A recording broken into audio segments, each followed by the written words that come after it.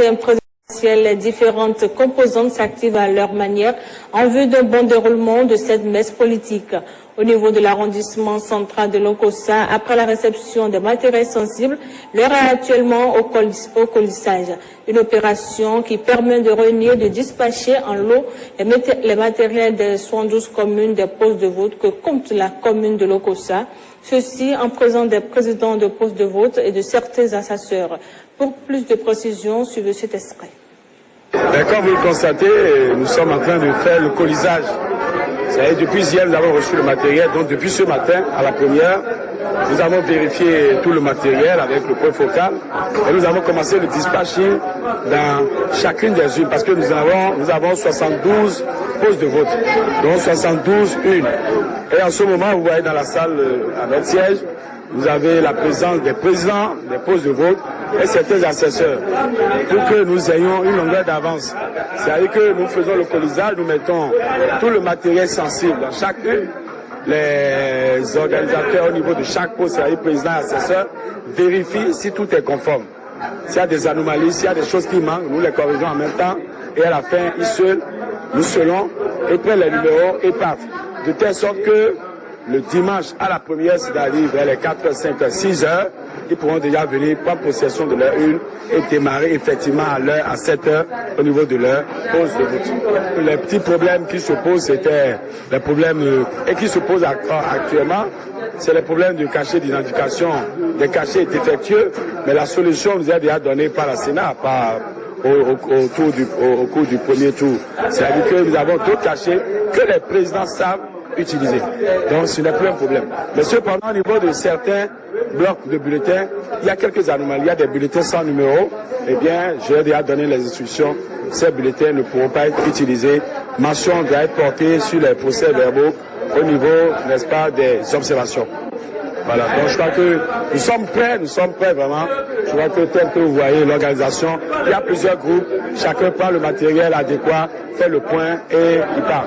Mais les électeurs, je les invite simplement à être à l'heure, à venir tôt, n'est-ce pas, au poste de vote et surtout à respecter une certaine discipline, à être courtois et à avoir d'abord leur carte d'électeur et poser leurs problèmes et à suivre ce que les présidents ou nos représentants vont leur dire. C'est-à-dire, et nous, et les assistants, nous allons leur dire. Parce que nous resterons collés au code électoral et aux instructions que la Sénat nous a données. Notamment, le vote ne peut se faire qu'avec la nouvelle ou l'ancienne carte d'électeur ou alors la carte nationale d'identité ou le passeport en cours de validité uniquement pour ceux qui ont atteint la majorité actuellement. Dans quelques heures, les Béninois vont élire un nouveau président de la République. Les attentes des populations du Monoi du Koufo, c'est à travers cet extrait. Le prochain président fera beaucoup mieux pour que les Béninois et les Béninoises vont trouver à faire et relever ce défi pour que Bénin se lève à grand jamais. Parce que on a tout, le poste que nous avons au Bénin suffit largement pour gérer tout. Parce que si vous prenez le Bénin, les marchandises du Bénin vont au Nigeria, au Niger, au Burkina, au Mali. Plus de 5 pays. Le Bénin donne à manger plus de 5 pays. Et on dit aujourd'hui qu'on n'a pas l'argent. Ça fait très mal. Ça fait très mal. Un travailleur, celui qui va travailler dans notre pays, qui va développer notre pays. Parce que nous, les Émiliamans, nous souffrons. Nous souffrons beaucoup. Celui qui peut faire des emplois et on peut travailler pour gagner de l'argent. En ce temps, la pauvreté va se cacher à quelque part. C'est ça que moi je veux. Nous, tous les Émiliamans, on a besoin de celui qui va amener des travaux, qui va créer des entreprises, qu'on peut le faire pour gagner quelque chose. Ce futur président, je veux que ce futur président soit un président. Tout d'abord, un président qui doit avoir ses valeurs, qui peut assurer au moins les besoins de la population. Quel est ce genre de ce besoin-là? Tout d'abord, il faut parler de la santé aussi, l'économie, le manque de travail dans le pays. Il y a un manque de travail dans le pays. Donc ce futur président, il est capable d'œuvrer à ce que les jeunes, les sans-emploi, peuvent trouver d'emploi. Il faut en urgence que le nouveau président mette en place les réformes politiques. Et ces réformes politiques-là doivent prendre en compte. La première chose, c'est les échéances répétitives que nous avons. Il doit faire en sorte que l'on n'ait plus à voter de façon échéante. C'est que nous allons aux urnes en 2019 pour renouveler le mandat des députés, en 2020 pour celui des maires, en 2021 pour celui du président de la République. Alors ça coûte trop cher aux Béninois, ça nous distrait, ça nous fait perdre du temps et des ressources. Alors moi, ce que moi j'attends, et donc il faut qu'on ramène tous les mandats en 2021. Les Béninois sont déjà capables de voter, de faire 2 votes le même jour, ils seront capables de faire 4.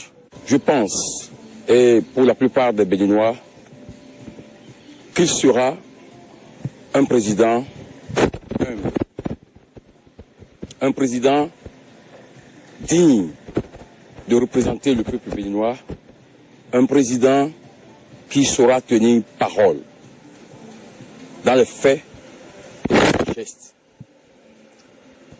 J'attends de lui d'être capable d'aborder les problèmes avec beaucoup de discernement et d'efficacité dans les actes qui seront posés.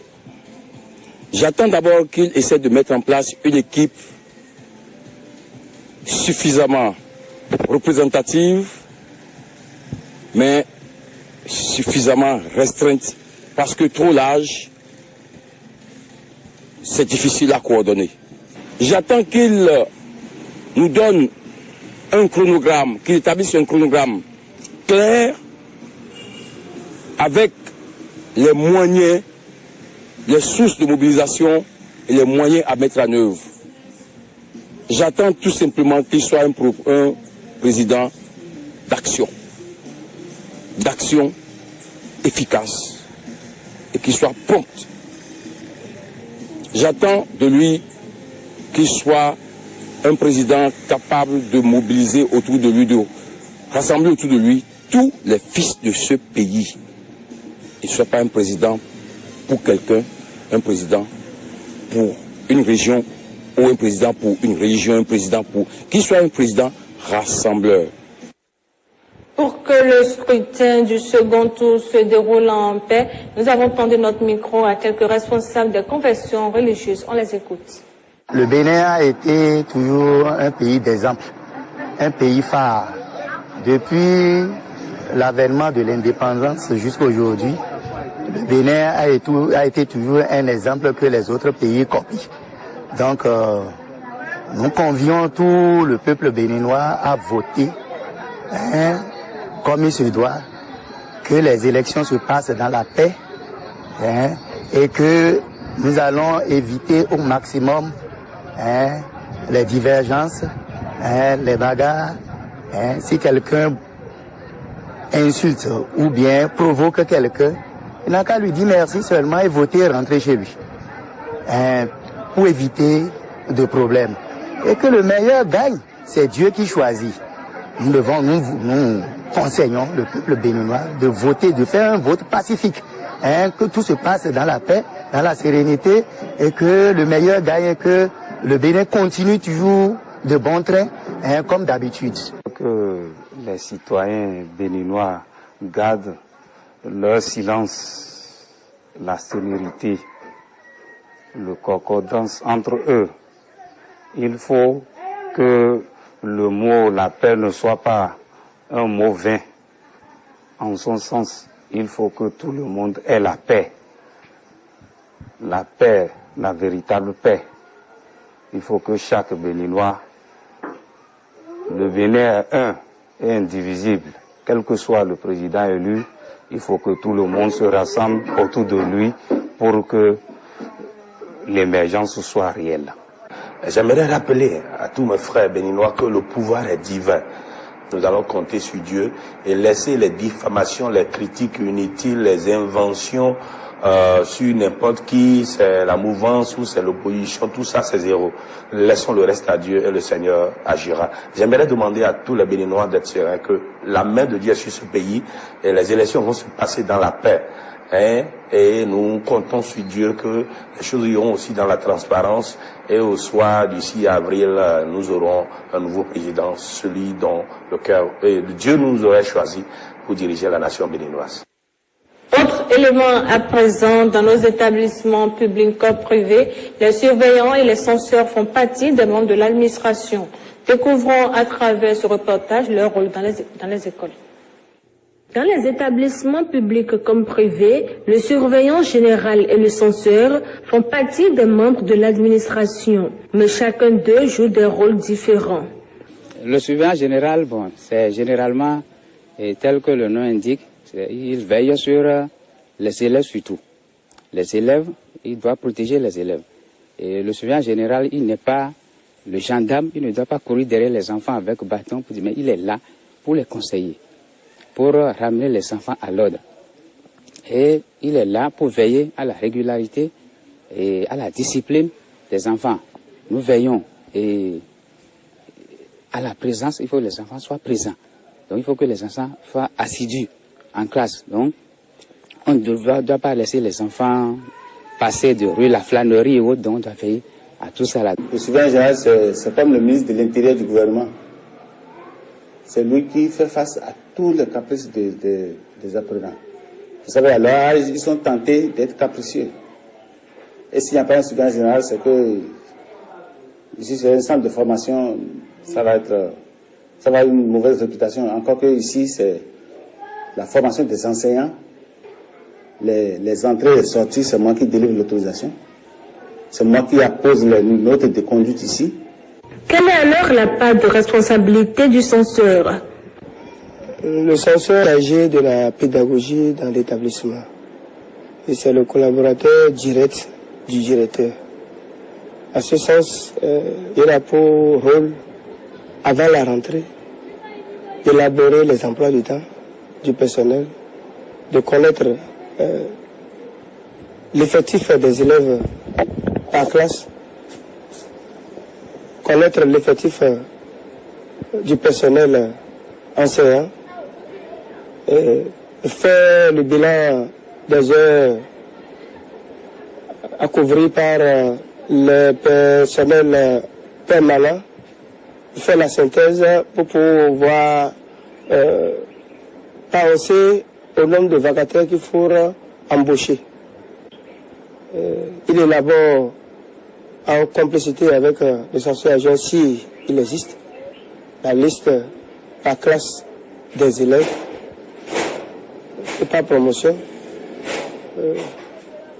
Il met à la disposition des enseignants, il prépare les cahiers de tests, les cahiers de présence, et les cahiers de notes, et suit de façon régulière l'exécution du programme en collaboration avec les animateurs de l'établissement, et raconte au directeur et chercher à remédier lorsque le niveau d'exécution n'est pas atteint.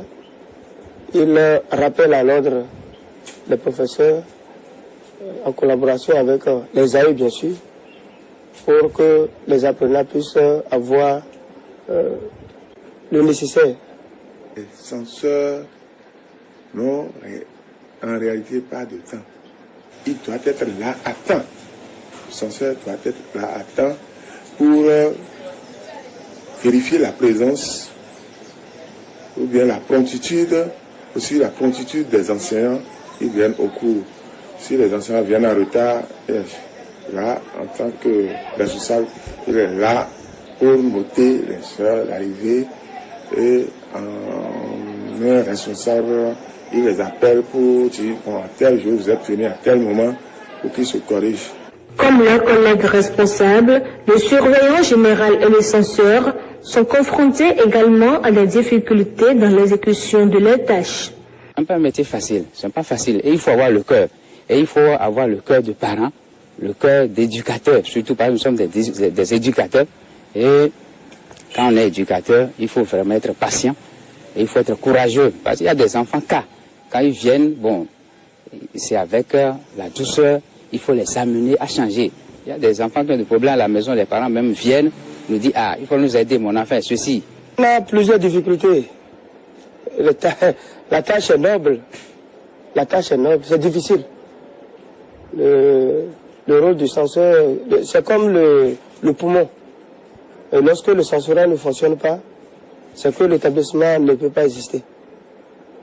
C'est ça qui fait que, moi, à mon avis, après 5 ans au censorat, il faudrait qu'on vous enlève de là. Sinon, nous voyons des censeurs qui deviennent fous. Hein. Parce que à chaque professeur, vous devez savoir coacher les professeurs. Et chaque professeur avec son bâton. C'est-à-dire, à chaque professeur, un bâton.